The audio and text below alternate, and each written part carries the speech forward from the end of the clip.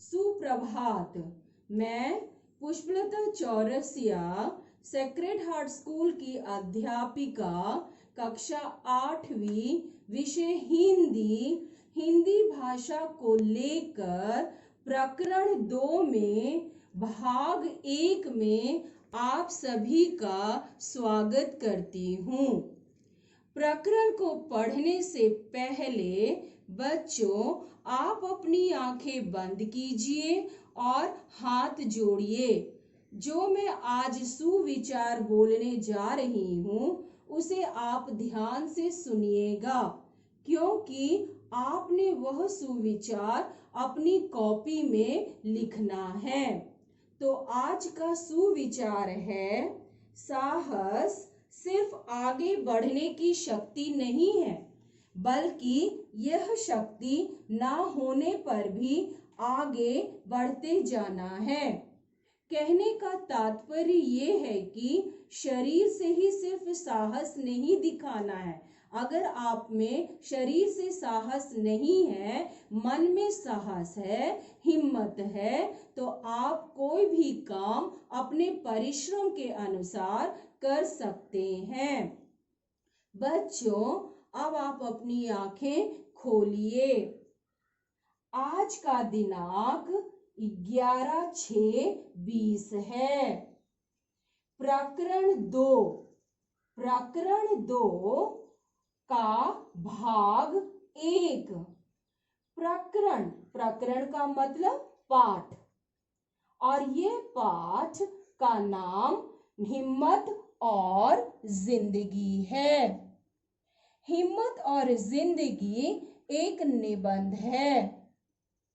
निबंध मतलब जिसमें हम अपने विचारों को इकट्ठा करके समझते हैं, जिसे अंग्रेजी भाषा में कंपोजिशन भी कहा जाता है। हिम्मत और जिंदगी निबंध को लिखने वाले निबंधकार का नाम श्रीमान रामधारी सिंह दिनकर जी हैं। जैसे कि मैंने आपको बताया था कि जो कविता लिखते हैं उन्हें हम कवि नहीं तो कवित्री कहते हैं। जो लेख लिखते हैं उन्हें हम लेखक कहते हैं, और जो उपन्यास लिखते हैं उन्हें हम उपन्यासकार कहते हैं। तो ये निबंध है, और निबंध लिखने वाले का नाम श्रीमान रामधारी सिंह दिनकर जी हैं। ये निबंधकार हैं, जिसे मैं आपको तस्वीर में बता रही हूँ। श्रीमान रामधारी सिंह दिनकर उपन्यासकार भी हैं, कहानीकार भी हैं। हिम्मत और जिंदगी प्रकरण को समझने के लिए मैंने इसकी रूपरेखा 4 भागों में बांटा है। पहला, शीर्षक का मतलब। शीर्षक मतलब टाइटल, यानी कि पाठ का क्या नाम है या पाठ का क्या मतलब है। दूसरा, निबंधकार का परिचय।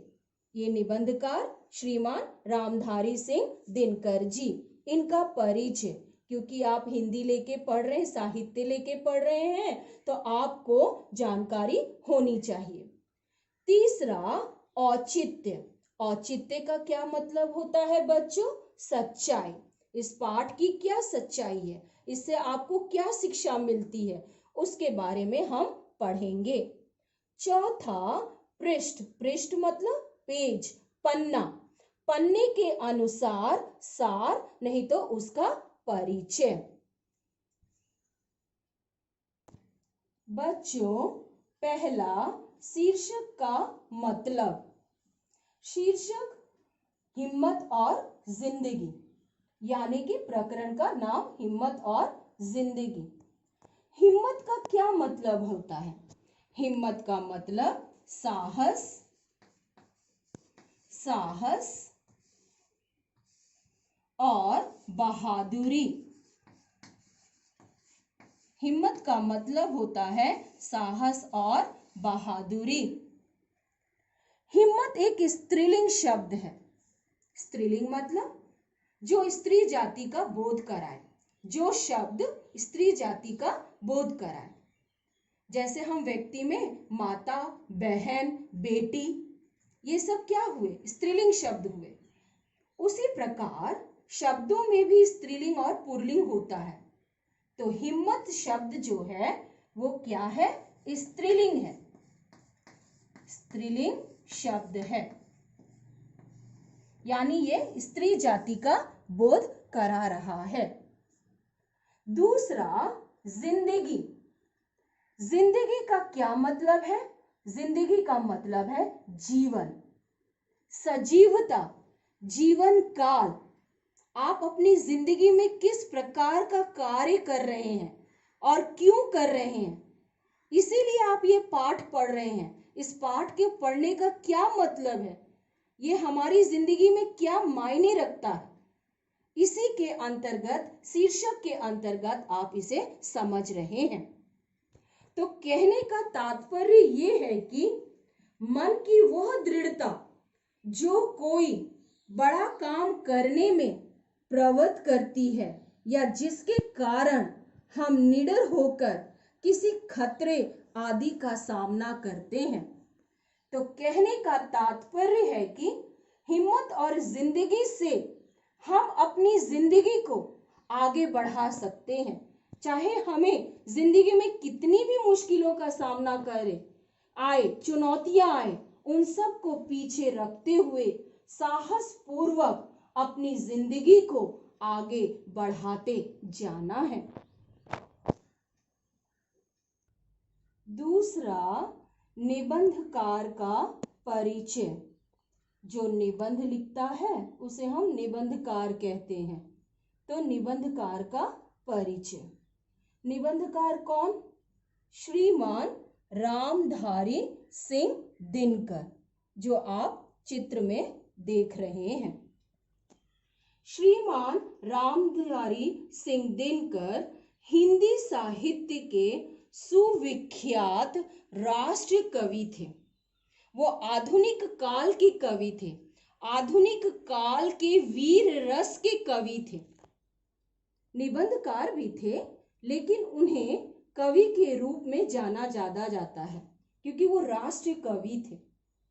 तो ऐसे सुविख्यात राष्ट्र कवि का जन्म 23 सितंबर 1908 ईस्वी में सिमरिया एक गांव है, सिमरिया गांव का नाम है। सिमरिया गांव में मुंगेर जिला मतलब डिस्ट्रिक्ट, तो सिमरिया गांव के मुंगेर जिला बिहार राज्य में हुआ था। मुंगेर जिला कहाँ है? बिहार राज्य में।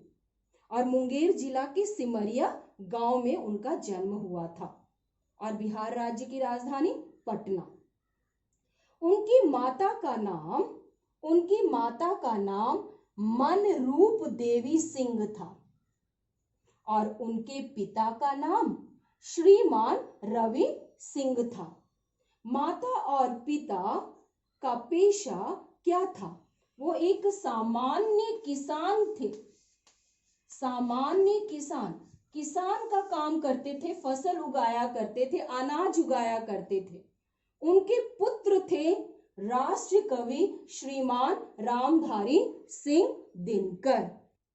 सुविख्यात कवि निबंधकार रामधारी सिंह दिनकर की 3 प्रमुख रचनाएं हैं। पहला रेणुका, दूसरा ओहंकार और तीसरा रसवंती। रामधारी सिंह दिनकर को 1972 यानी कि 1972 में हिंदी होने के नाते आपको 1 से 100 तक हिंदी में गिनती आना चाहिए और आप अपनी कॉपी में भी लिखोगे। तो उन्हें 1972 में ज्ञानपीठ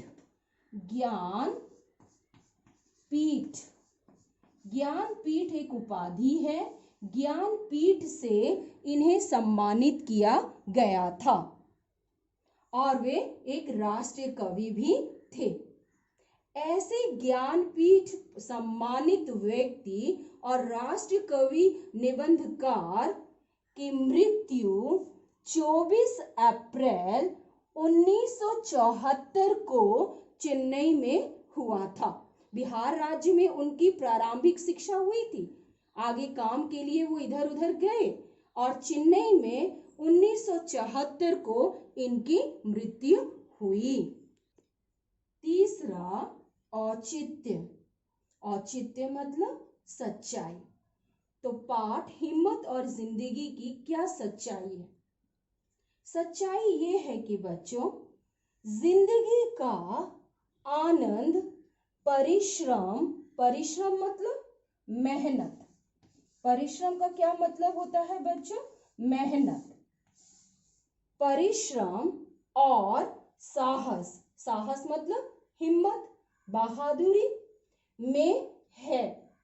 जो लोग बेखौफ, बेखौफ मतलब निडर, बेखौफ मतलब होता है निडर, निडर होकर जीवन की चुनौतियों, चुनौतियों का क्या मतलब है यहाँ पर?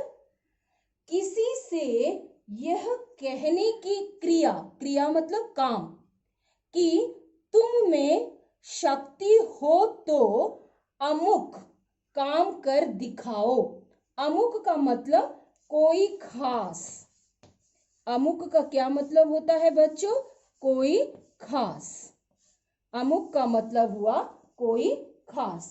तो कहने का तात्पर्य यह है कि किसी से यह कहने की क्रिया कि तुम में शक्ति हो तो कोई खास काम करके दिखाओ, यानी ललकारना, उसे संघर्ष करना, चुनौती होता है। चुनौतियों का सामना करते हैं वे हमेशा सफल होते हैं।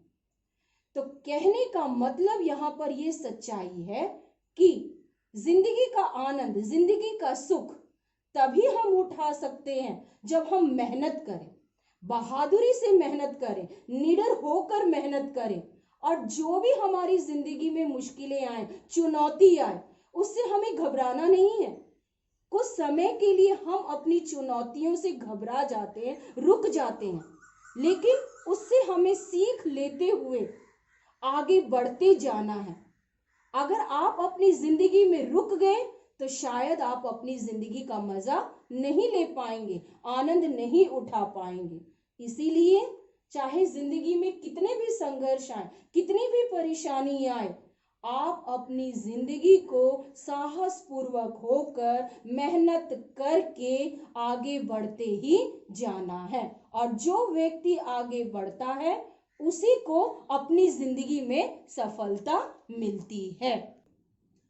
तीसरा, पृष्ठ के अनुसार सार नहीं तो परिचय। तो पृष्ठ यानी पेज नंबर 9। आप अपनी पुस्तकें खोलिएगा, खोल चुके होंगे आप।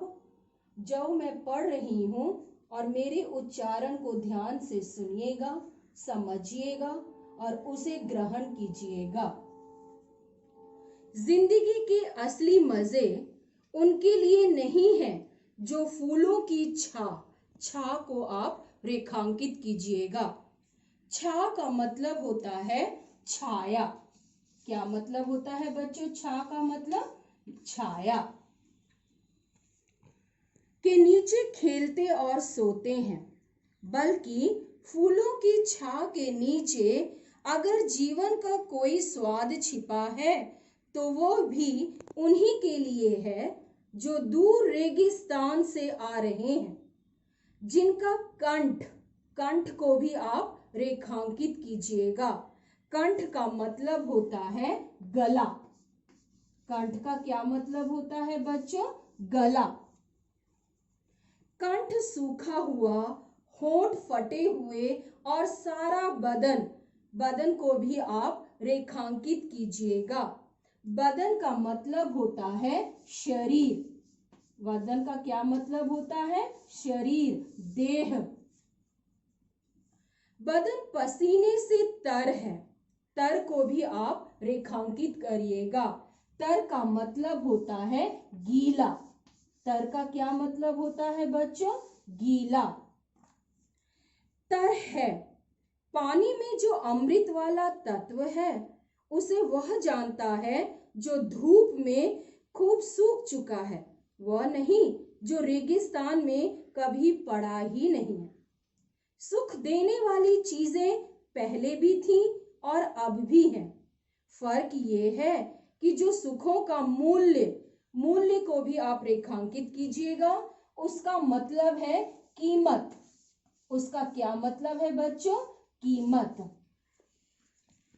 मूल्य पहले चुकाते हैं और उनके मजे बाद में लेते हैं। उन्हें स्वाद अधिक मिलता है, जिन्हें आराम आसानी से मिल जाता है उनके लिए आराम ही मौत है। मौत का क्या मतलब होता है बच्चों? मौत का मतलब होता है मृत्यु। तो मृत्यु यानी मौत को भी आप रेखांकित कीजिएगा। ये दो गद्यांश यानी निबंध और कहानीकार की पंक्तियों को या कहानी की पंक्तियों को हम गद्यांश कहते हैं और कविता की पंक्तियों को हम पद्यांश कहते हैं। तो गद्यांश, दो गद्यांश का यहाँ पर कवि क्या मतलब समझाना चाहते हैं? मतलब समझाना चाहते हैं कि जीवन का असली मजा विपत्तियों एवं संकटों को झेलने के बाद ही मिलता है। आनंद का जीवन जीना कोई जीवन नहीं है। कहने का तात्पर्य यहाँ पर बच्चों ये है कि जिंदगी, हिम्मत और जिंदगी पाठ में ये दो गद्यांश में हमें लेखक ने, ये निबंधकार ने हमें ये बताने की कोशिश किया है कि फूलों की छा यानी कि छाया का स्वाद वही ले सकता है, वही जान सकता है जिसने अपनी जिंदगी में परिश्रम किया हो, मेहनत किया हो, विपत्तियों को समझा हो, संकटों को समझा हो। उन व्यक्तियों के लिए वो जिंदगी नहीं होती जिन्होंने कभी संकट को समझा ही नहीं, कभी जाना ही नहीं। आप ये जैसा कि चित्र में रेगिस्तान की चित्र देख रहे हैं, रेगिस्तान में क्या होता है? अगर आप राजस्थान वगैरह में जाएं तो आपको पता चलेगा कि वहां की जो मिट्टी, मरुस्थल जो मिट्टी है, वो दिन में बहुत तपन होती है, बहुत गर्मी होती है वहां पर, और रात को ठंडी हो जाती है। तो रेगिस्तान में उन्हीं को मालूम है विपत्ति जो चल चल कर आए हैं। वहां पर अगर ऊंट चलते हैं, जिसे हम शिप ऑफ द डेजर्ट भी कहते हैं, ऊंट रेगिस्तान में चलते हैं, उन्हें पानी नहीं मिलता, लेकिन जब कभी भी उन्हें थकने के बाद, काम करने के बाद जब उन्हें पानी मिलता है तो उस पानी का मूल्य वही समझते हैं, कीमत वही समझते हैं, क्योंकि उन्होंने परिश्रम किया है, क्योंकि उन्होंने मेहनत किया है, वो चल कर आए हैं। तो फूलों की छाया का स्वाद वही ले सकते हैं जो दूर चल के आए हो, दुखों को काटते हैं। उन्हें ही पता होता है कि पेड़ों की छाया, फूलों की छाया कैसी होती है। उन्हें नहीं जिन्हें हमेशा सुख ही मिला है, हमेशा सुख में ही आए हैं। और जो दुख काट के सुख में आते हैं वही जिंदगी का मजा ले सकते हैं। जो हमेशा जिंदगी में सुख ही सुख पाए हैं वो क्या जाने दुख का स्वाद। उन्हें दुख के बारे में तो कुछ पता ही नहीं होगा, स्वाद के बारे में पता ही नहीं होगा। जैसे आपको आपकी मम्मी अच्छा खाना बनाती है और आपके मनपसंद का नहीं बनाती, लेकिन आपको कहती है कि आप खाइए, क्योंकि आप उससे पहले खाए नहीं होते हो, लेकिन जब खाते हो तब आपको स्वाद का पता चलता है, तब आपको अच्छे और बुरे का पता चलता है। उसी प्रकार हमारी जिंदगी भी है। जब तक हम अपनी जिंदगी में परिश्रम नहीं करेंगे, हमारी जिंदगी में विपत्तियां नहीं आएंगी, मुश्किल नहीं आएगा, संकट नहीं आएगा, तो हमें पता कैसे लगेगा कि सुख क्या होता है, आराम क्या होता है। आराम हराम होता है उन लोगों के लिए जो मतलब कि कभी दुख देखे ही नहीं है, वो तो आराम की जिंदगी जी रहे हैं, उन्हें मालूम ही नहीं है कि दुख क्या होता है। इसीलिए इस पाठ में दो गद्यांश में हमें निबंधकार ने बताया है कि दुख के बाद ही सुख आता है बच्चों, हमेशा दुख के बाद सुख आता है। हमें परिश्रम करनी चाहिए, परिश्रम करके साहस पूर्वक, बहादुरी से अपनी जिंदगी को आगे बढ़ाना चाहिए। अपनी जिंदगी को मायूस होकर रोकना नहीं चाहिए। तो इस प्रकार से बच्चों आपने आज भाग 1 में शीर्षक का मतलब, निबंधकार का परिचय और तीसरा पृष्ठ 9 के 2 गद्यांश के बारे में पढ़ा तथा उसका सच्चाई या उसके औचित्य के बारे में भी आपने जानकारी प्राप्त की। आपको भाग 2 में आगे पाठ से अवगत कराऊंगी। आप अपने माता पिता के साथ हमेशा खुश रहिएगा, यही मेरा आशीर्वाद है, यही मेरे विचार हैं। इसके साथ मैं आप सभी को धन्यवाद कहती हूँ।